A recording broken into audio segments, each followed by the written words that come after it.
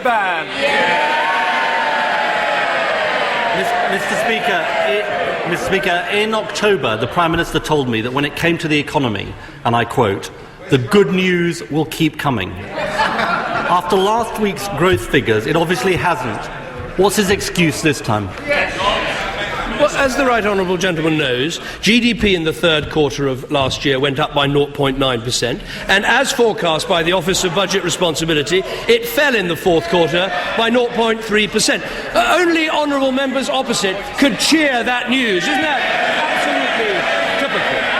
But I think the Right Honourable Gentleman should listen to the Governor of the Bank of England, who said this: "Our economy is recovering, more slowly than we might wish, but we are moving in the right direction." The fall in unemployment numbers clearly back that up. Miliband. What an extraordinarily complacent answer from the Prime Minister. Let us understand the scale of his failure on growth. They told us in autumn 2010 that by now the economy would have grown by over 5%. Can the Prime Minister tell us by how much the economy has actually grown since then? Well, there's absolutely nothing complacent about this government. That is why we are cutting corporation tax. We're investing in enterprise zones. 1 million apprenticeships have started under this government. And let me point out to him what is actually happening in our economy. 1 million new private sector jobs. In the last year alone, 500,000 private sector jobs, the fastest rate of job creation since 1989. That is what's happening, but do we need to do more to get the banks lending, to get businesses investing? Yes, we do, and under this government we will. Miliband. Mr. Speaker, just for once, why doesn't he give a straight answer to a straight question? Growth was not 5%, as he forecast, but naught. And the part-time Chancellor is about to give him some advice. I have to say to the part-time Chancellor, he should spend more time worrying about our economy and less time worrying about how to divert high-speed rail routes away from his constituency. We've had a flatlining. I have to say, he shakes his head. But what did his council leader say? What did his council leader say? Your MP... Mr. Ellis, you are a distinguished practising barrister. You wouldn't have behaved like that in the courts. Don't behave like that in this chamber. Calm yourself and be quiet. Learn it, man. Mr. Ed Miliband. Very embarrassed, the part-time Chancellor, because he knows the truth. Now, growth was not 5%, but 0.4%. And a flatlining economy means people's living standards are falling. Now, his excuse is that other countries have done worse than us.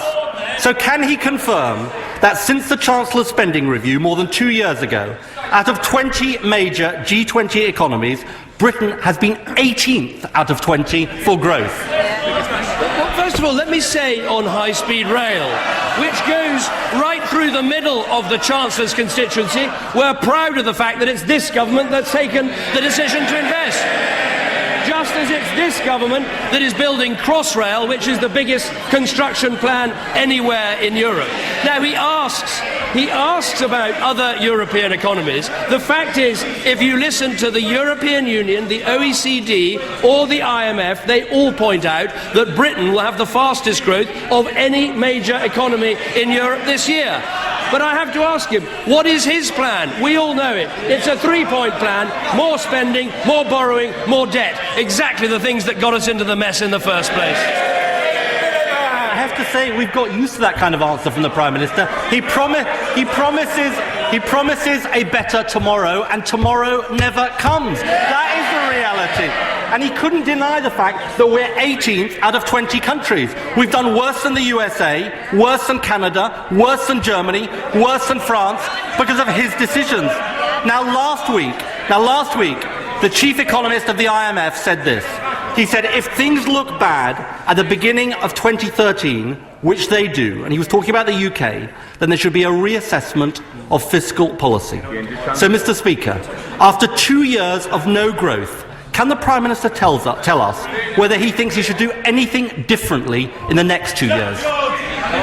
Well, first of all, I would say that he should listen to the managing director of the IMF, who said this: She said this: when I think back myself of May 2010, when the UK deficit was at 11%, when you were in office, right? And I try to imagine what the situation would be like today if no such fiscal consolidation programme had been decided. I shiver. That is what the IMF said about the plans of the last Labour government. Now, he raises the issue of growth. It is not acceptable to shout down either the Prime Minister or the Leader of the Opposition, and the public have a very low opinion of that kind of behaviour. Let's hear the questions and hear the answers. The Prime Minister. He raises the issue of America and American growth. The fact is, our recession was longer and deeper than the recession in America. The biggest banking bust was not an American bank, it was a British bank. He doesn't want to talk, he may want to talk about tomorrow because he doesn't want to talk about yesterday, when the two people responsible for the regulation of the banks and the performance of our economy are sitting right there on the opposition benches.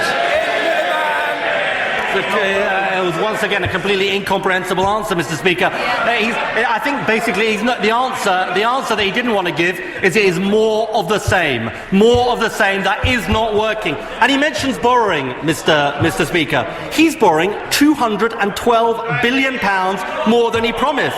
Now, last week he told the country in a party political broadcast that he was, and I quote, paying down Britain's debts. But the debt is rising, and he's borrowed £7.2 billion more so far this year compared to last year. Won't he just admit it's hurting, but it just isn't working? If the right honourable gentleman thinks there's a problem with borrowing, why does he want to borrow more? The Institute for Fiscal Studies says that Labour's plans would basically add £200 billion to Britain's borrowing. He has made absolutely no apology for the mess they made of the economy. His whole message to the British people is give the car keys back to the people who crashed the car in the first place. They didn't regulate the banks, they built up the debts, we're clearing up the mess that he made. He is borrowing for failure. That is the reality. And he's borrowing more for failure. That is the reality of his record. And here is the truth. They said they would balance the books. They haven't. They said there would be growth. There isn't. They said Britain was out of the danger zone. It's not. Isn't the truth? He's run out of excuses for the fact that on his watch, because of his decisions, this is the slowest recovery for 100 years. He talks about failure. We are dealing with year after year of failure from the party opposite.